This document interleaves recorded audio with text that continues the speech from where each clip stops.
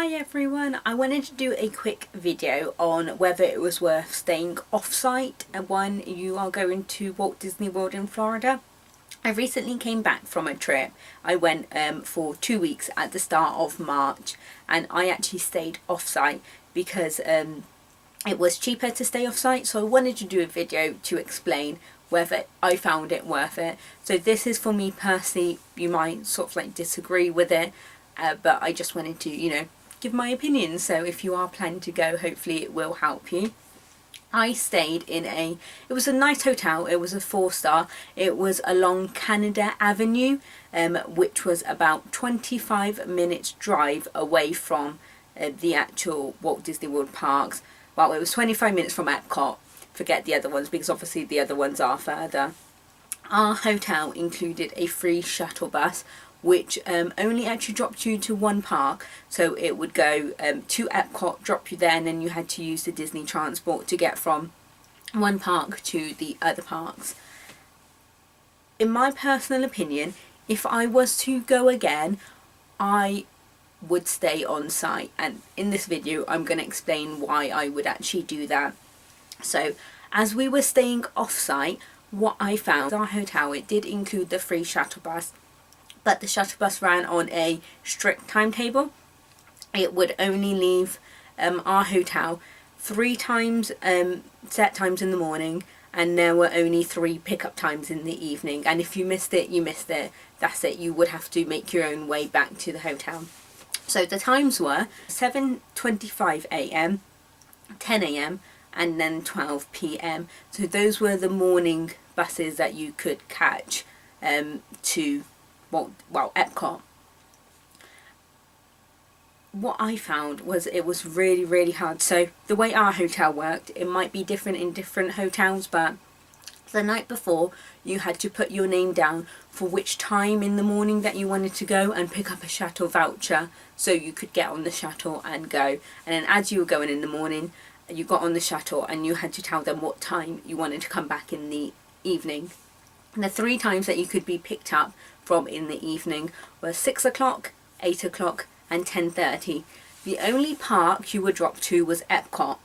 You had to be picked up from the exact same spot from Epcot at those 3 times, 6 o'clock, 8 o'clock, 10:30. Because this was my first trip, I really struggled with this because I was someone who wanted to do sort of like the breakfast options.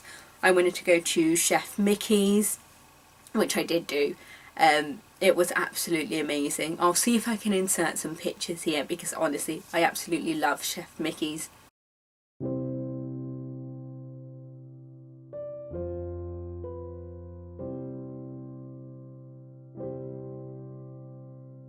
It was really nice. I wanted to eat at Cinderella's Royal Table, which again I did do. I'll see if I can insert some pictures here to show that.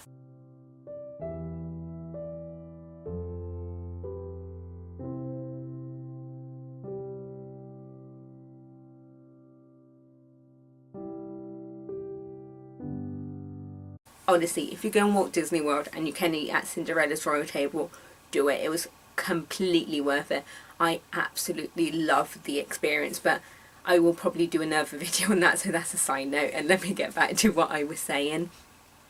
And I also wanted to do some of the sort of like dinner options, which were like eat at Be Our Guest.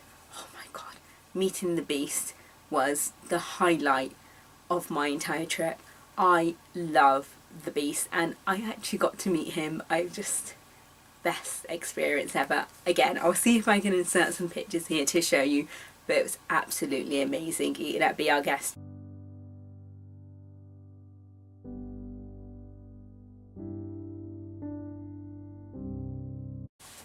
If you do go Walt Disney World, that is one thing I would definitely say. I know the reservations are really hard to come by, but it is completely worth it. Definitely have a look at so people tend to cancel at 11 p.m. the night before because obviously you get charged a cancellation fee if you do it after 12 o'clock.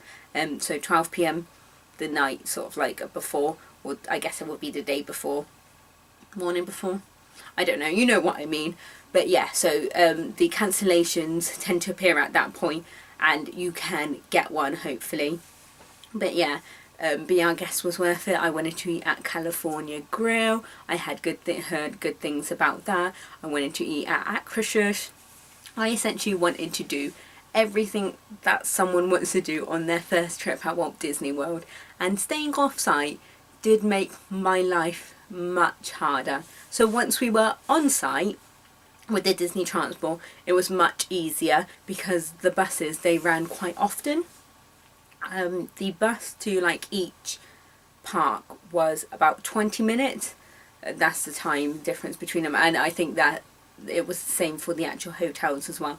The bus came every 20 minutes, and obviously from Epcot you can get on the monorail to go to Magic Kingdom. But again, you need to allocate about 20 to 25 minutes for that as well. So from our hotel, it was about a 25-minute drive. But because we were taking a shuttle, it had to stop at other hotels. It used to take us about 45 minutes in the morning to get from our hotel to Epcot, and then we needed to go from Epcot to whichever park we were going to, if it wasn't Epcot that we were visiting that day. And so we had to allocate a lot of time for travelling. We had a reservation it was the Chef Mickey's reservation, and that was 7:25 a.m, the exact same time that the shuttle bus, you know, left our hotel. So we had to take a taxi instead.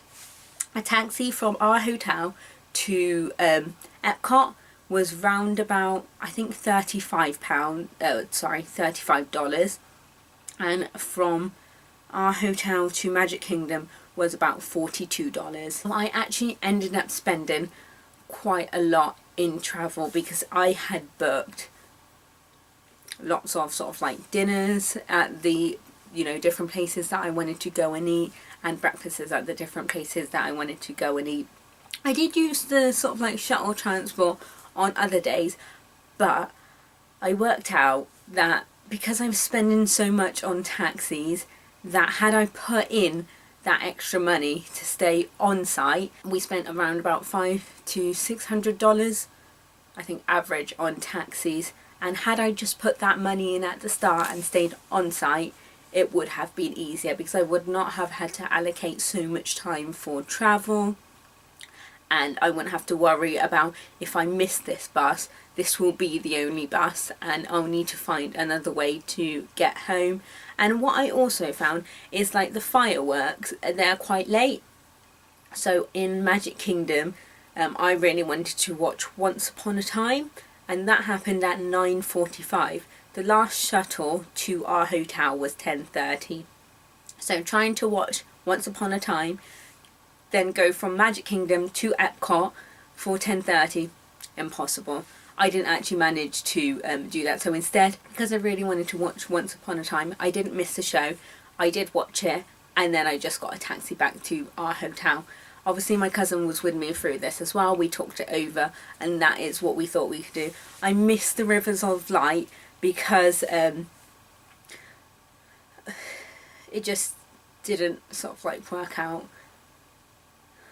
But hey ho, I will go again, and then I will definitely watch that show. But I got to see Wishes, at least. We watched Wishes, that finished at 8:30, and then we managed to catch the shuttle on that day because we had enough time until 10:30 to, you know, go catch our shuttle at Epcot. But yeah, other than that, we had so many missed shuttles. We tried, we really did, but literally if you were not there on the dot at 6, 8 or 10, you'd miss it. Same in the morning, if you were not there on the dot, you'd miss it. And I just found, because it took us 45 minutes, if you didn't get the 7:25 shuttle, you weren't there in the park with sort of like enough time to look around before like the massive rush starts as well, or, you know, have an entire day there. And I really struggled with the fact that we were having a lot of long days. because there wasn't a middle point where we could come back to our hotel. The only way we could do that was to take a taxi, and from Magic Kingdom it was around $42, so it's paying $42 to go back to the hotel, and then paying $42 from the hotel to go back to Magic Kingdom if I wanted to come back to watch a show or go on any rides, or any fast passes we booked. So we were there pretty much most days for about 10 hours. There was one day we were there for 15 hours. That was the day we had to make a reservation. So it was really, really early start, but we couldn't, because I had splashed out on the taxi getting there, I couldn't justify coming back in the afternoon and then going again, because we had a dinner reservation that night. I want to say it was California Grill, I could be wrong, but I know we had a dinner reservation that night as well. So yeah, if you are going to stay off-site, please research if it's got, like, your hotel has a free shuttle. Research the timetable, how long it will actually take. Does the shuttle cost any extra money? Our shuttle didn't, but I know other hotels, they do the shuttles, and they do cost add a bit more money onto that so you can take it. And I would just say stay on site. It's easier, there's more sort of like transport around. You could be thinking, oh, what about driving? But don't forget, driving from your hotel and then parking in the park is money to park. I want to say it was about $20 to $40 between that price range to park at a Disney park. So there is that also to take into account. It is just, if you're going for a long trip, we went for 2 weeks, it is worth it. Put in the money, stay on site. It will make it worth it. I mean, you can get the extra magic hours as well if you're on site. Where I was off site, I didn't get any, things like that. It was just the normal sort of like hours, coming and going, and it will make for a much more relaxing holiday, because if you do want to go back and have a lie down, have a swim, you can do that, which is really, really hard if you're staying off site. So yeah, definitely put in the money and stay on site. That is my personal opinion. What about you? What do you think? Do you think staying on site is worth it, or would you rather stay off site? Do you agree with any comments that I've made? Please do like, subscribe and comment down below. I hope you've enjoyed this video, and I will be making a lot of other videos on my experiences at Walt Disney as well, so look out for those then. Bye.